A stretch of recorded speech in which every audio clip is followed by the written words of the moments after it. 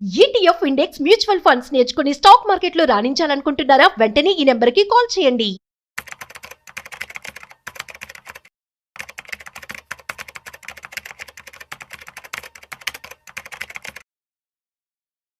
కేవలం 10 రూపాయల లోపల ఉన్నటువంటి పెన్నీ స్టాక్స్ గురించి ఇవాళ మనం తెలుసుకోబోతున్నాం. అయితే పెన్నీ స్టాక్స్ గురించి పూర్తిగా మనతో వివరించడానికి ఫైనాన్షియల్ ఎక్స్పర్ట్ గిరిబాబు గారు ఉన్నారు. So let start.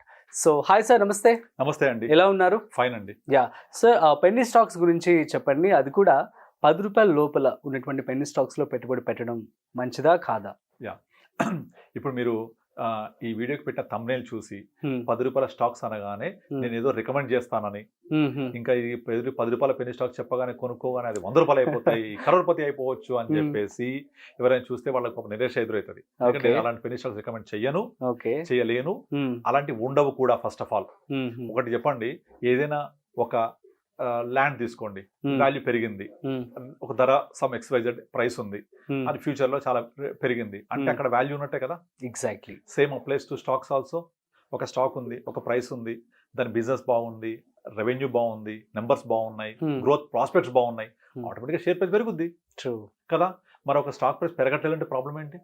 బిజినెస్ బాగాలేదు, నెంబర్స్ బాగాలేవు, ప్రాఫిటబిలిటీ లేదు, ప్రమోటర్ స్టెక్ తక్కువ ఉంది, డెట్ ఎక్కువ ఉంది, ఫ్యూచర్ అంత ప్రాస్పెక్ట్ గా లేదు, ప్రాస్పరస్ గా లేదు. సో ఆటోమేటిక్ గా స్టాక్ ప్రైస్ తగ్గుద్ది. సో కానీ చాలా మంది ఇవి ఏమి చూడరు, ధర చూసి నిర్ణయం చేసుకుంటారు కొనాలని చెప్పేసి. 10 రూపాయలు తక్కువ ఉంది అంటే వాళ్ళ ఉద్దేశం ఏంటంటే పెరిగిపోద్దని. బట్ జరగదు అది. అదే జరిగితే 10 రూపాయల స్టాక్స్ బోల్డ్ ఉంటాయి. మనకు BSEలో 6,000+ కంపెనీస్ లిస్ట్ అయ్యి ఉన్నాయి.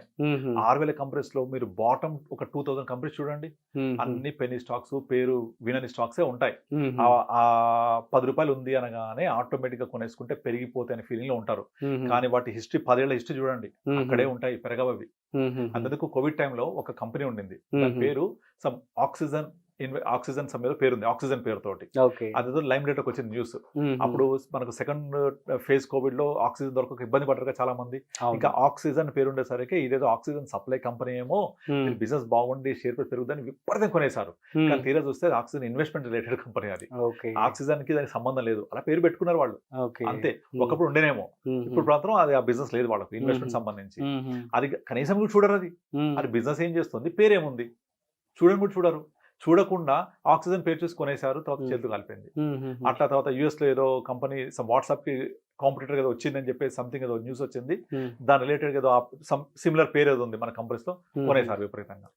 ఆ పేరు చూసేసి టెంప్ట్ అయిపోతారు, తర్వాత ధర చూసి టెంప్ట్ అయిపోతారు. This is wrong. మనం ఒక స్టాక్ ఎందుకు పెరుగుతుంది? డిమాండ్ బట్టి. ఇప్పుడు మనకు ల్యాండ్ ఎలాగైతే సప్లై కాన్స్టెంట్, ల్యాండ్ సప్లై పెరగదు కదా, స్టాక్ మార్కెట్ లో షేర్స్ కూడా ఎప్పుడు సప్లై కాన్స్టెంట్. మీకు ఒక కంపెనీ షేర్స్ ఉన్నాయంటే అవి ఫ్రీ ఫ్లోట్ షేర్స్ అని ఉంటాయి. అన్ని షేర్స్ మాత్రమే మార్కెట్ లో అవైలబుల్ ఉంటాయి పబ్లిక్ కొనుక్కోవడానికి. ఫర్ ఎగ్జాంపుల్ ఇప్పుడు రిలయన్స్ ఇండస్ట్రీస్ గ్రూప్ తీసుకోండి, అందులో ముఖేష్ అంబానీ ఫ్యామిలీ గ్రూప్, తర్వాత లాక్-ఇన్ షేర్స్, ప్రమోటర్ షేర్స్ అన్ని పోయిన తర్వాత మనం మార్కెట్లో కొనుక్కోవడానికి అవైలబుల్ షేర్స్ ఏవైతే కొన్ని ఉంటాయో అవి ఉంటాయో ఆ నెంబర్ మాత్రమే మనం కొనుక్కోవడానికి స్కోప్ ఉంటుంది. అది కూడా అవైలబుల్ నెంబర్సే. మళ్ళీ మీరు ఆల్రెడీ కొన్ని షేర్స్ కొనుక్కున్నారు, ఎప్పటికి అమ్మరు, I can't buy from there.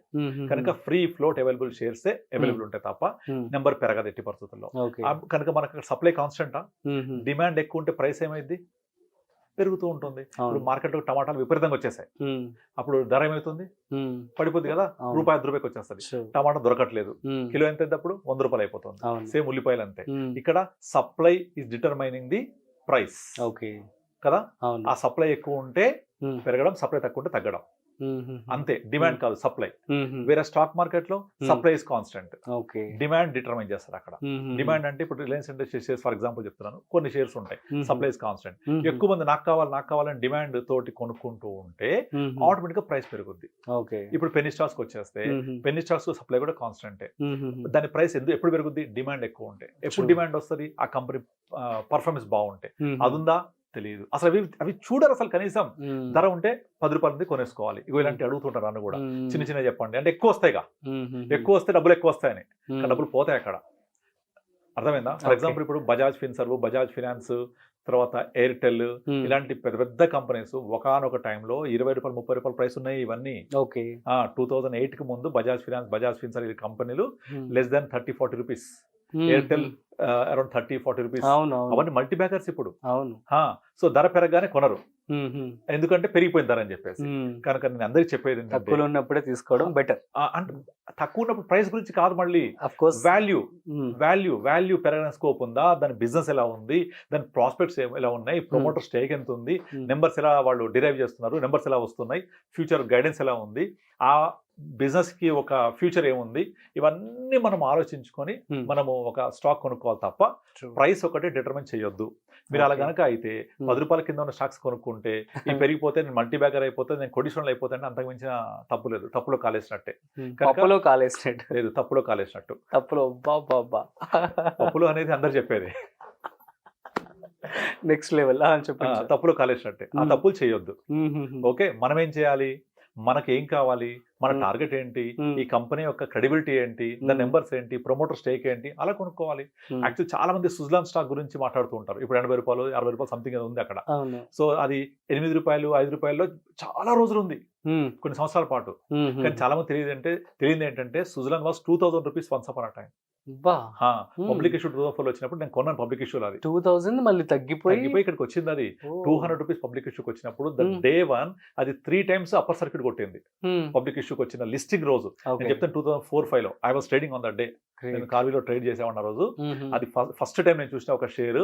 First day listing నాడే అప్పర్ సర్క్యూట్. ఇప్పుడు లేదా రూల్స్ అన్ని మారిపోయాయి. ఇప్పుడు 10 o'clock లిస్ట్ అవుతుంది, చాలా మారిపోయాయి. కానీ అప్పుడు ఏంటంటే ఫస్ట్ డే మాత్రమే అది బాగా వొలటాలిటీ ఉండేది, బాగా కొనేవాళ్ళు. ఎక్కడికైనా ప్రైస్ మూవ్ అయ్యేది. Upper circuit, second upper circuit 400 రూపాయలు వెళ్ళిపోయింది. With in period of time 600 వెళ్ళిపోయింది. అక్కడ నుంచి బిఫోర్ 2008 రెసెషన్ ఫాల్ కు ముందు అది 1800-2000 కూడా వెళ్ళింది. అక్కడి నుంచి పడి 5 రూపాయలకు వచ్చేసింది మళ్ళీ. సో మరి అక్కడ ఉన్నవాళ్ళ పరిస్థితి ఏంటి? అలా అనిల్ అంబానీ గ్రూప్ స్టాక్స్ అన్నీ అలాగే జరిగాయి. అవన్నీ 3000 రూపాయలు 30-40 రూపాయలు కూడా వచ్చిన సందర్భాలు ఉన్నాయి. ఇక్కడి నుంచి అటు కూడా పోతాయి.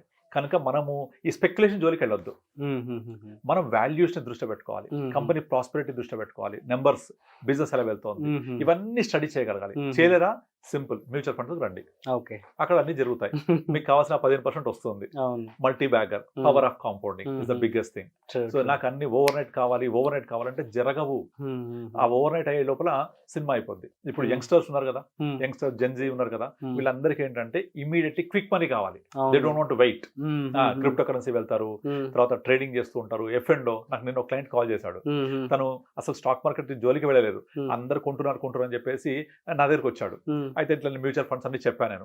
అయిపోయింది, ఒక 4 months అవుతుంది. ఇన్వెస్ట్ చేశాడు, అరౌండ్ 30 lakhs ఇన్వెస్ట్ చేశాడు. ఇప్పుడు ఒక 12% అబ్సల్యూట్ రిటర్న్ తో పెరిగి ఉంది పోర్ట్ఫోలియో. అప్పుడే విత్ ఇన్ 4 months. మార్కెట్ లో ఎంటర్ అయ్యాం కదా, 10-12% పెరిగింది. అన్ని కూడా పోర్ట్ఫోలియో పర్ఫెక్ట్ బ్యాలెన్స్ చేసాము. ఇంకా ఇప్పుడు 2 lakhs SIP ఉంది అతనిది. నాకు ఫోన్ చేసి క్యాన్సిల్ చేయండి అన్నాడు. చేసేసాము. తర్వాత తిరిగి ఫోన్ చేసి నాకు ఇంకొంచెం రిస్క్ తీసుకోవాలని ఉంది, స్టాక్ మార్కెట్ వెళ్ళాలని ఉంది, తర్వాత ఇది సేఫ్ గా ఉంటాయి కదా, F&O చేయాలని ఉంది, క్విక్ మనీ కావాలి. నేను చెప్పాను, నువ్వు మనీ గురించి మాట్లాడుతున్నావు, రూపాయల గురించి. నేను సంపద గురించి మాట్లాడుతున్నా. సంపద సృష్టించబడాలి అంటే టైం ఇవ్వాలి. Quick money can never give you. Quick money రాదు. ఒకటి చూపించండి నాకు.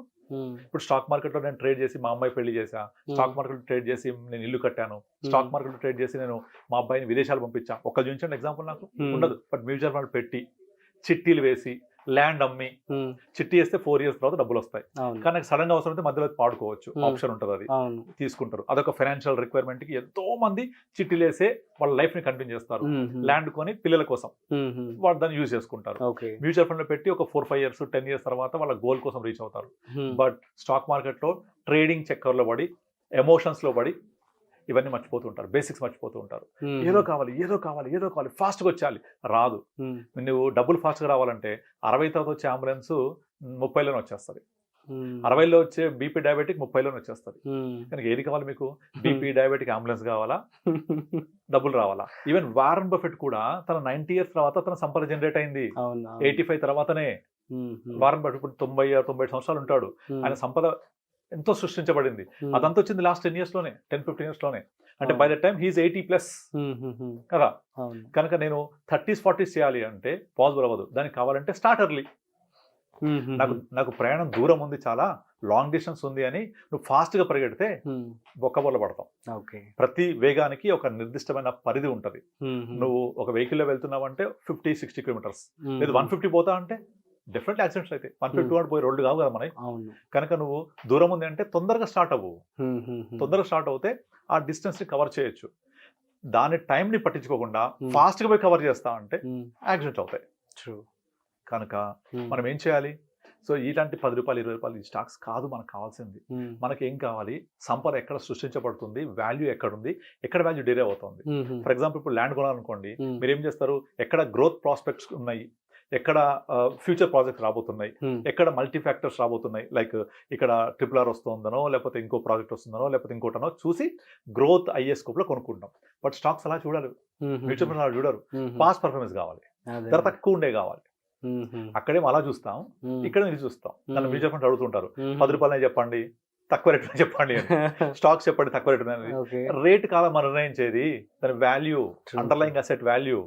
సో మనం చేయాల్సింది వాల్యూ అన్లాక్ అయ్యేది. ఇప్పుడు మ్యూచువల్ ఫండ్స్ ఉన్నాయి, ఈ డైరెక్ట్ లో కొనుక్కోవడం అంతా ఏం చేస్తారు తెలుసా? వాళ్ళు ఓన్లీ పాస్ట్ పర్ఫార్మెన్స్ తప్ప ఇంకోటి చూడరు. ఈ ఫండ్ 5 ఏళ్ళు ఎంత ఇచ్చింది, 10 ఏళ్ళు ఎంత ఇచ్చింది, 3 ఏళ్ళు ఎంత ఇచ్చింది చూస్తారు, పాస్ట్ పర్ఫార్మెన్స్. ఇక్కడేమో పాస్ట్ పర్ఫార్మెన్స్ కావాలి. అదే ల్యాండ్ కొనాలంటేనేమో ఫ్యూచర్ గ్రోత్ చూస్తాం. అక్కడ ఎందుకు చూడం? మరి బాగా పెరిగిపోయింది గచ్చిపోలి, అక్కడ కొనమండి, కొనరు. బంజారాస్ లో బాగా పెరిగిపోయింది రేటు, 20 ఏళ్లలో 25 ఏళ్లలో కొనరు. మన అఫోర్డబుల్ లేదు కదా, ధర ఎక్కువైంది కదా. కానీ పెరుగుద్ది కదా, పెరిగింది కదా అది. మరి అక్కడ ల్యాండ్ కొనేప్పుడేమో ఫ్యూచర్ గ్రోత్ చూస్తావు, ఆ లాజిక్ అప్లై చేయరు మ్యూచువల్ ఫండ్ కొనేటప్పుడు. మ్యూచువల్ ఫండ్స్ ఏమో పాస్ట్ పర్ఫార్మెన్స్ కావాలి. ఫలానా ఫండ్ 5 ఏళ్ళు ఎంత పెరిగింది, 10 ఏళ్ళు ఎంత పెరిగింది చూస్తుంటారు. అది పెరిగింది, మనకు పెరగబోయేది కావాలి, అది చూడాలి. ఎలా తెలుస్తుంది? అండర్లైంగ్ అసెట్, దానిలో స్టాక్స్ ఏమున్నాయి, ఫ్యూచర్ వాల్యూ ఏముంది, ఎట్లా పెరుగుతాయి స్టాక్స్, ఇప్పుడు మార్కెట్ ఎలా మూవ్ అవుతుంది, ఇప్పుడు ఎక్కడున్నాం మన మార్కెట్ లో, నెక్స్ట్ పెరగబోయే సెగ్మెంట్ ఏది, దాని ప్రకారంగా చూసుకోవాలి. ఓకే. అంతేగాని ఈ 10 రూపాయలు 20 రూపాయలతోటి మీరు ఎప్పటికీ కరోడ్పతి కాలేరు.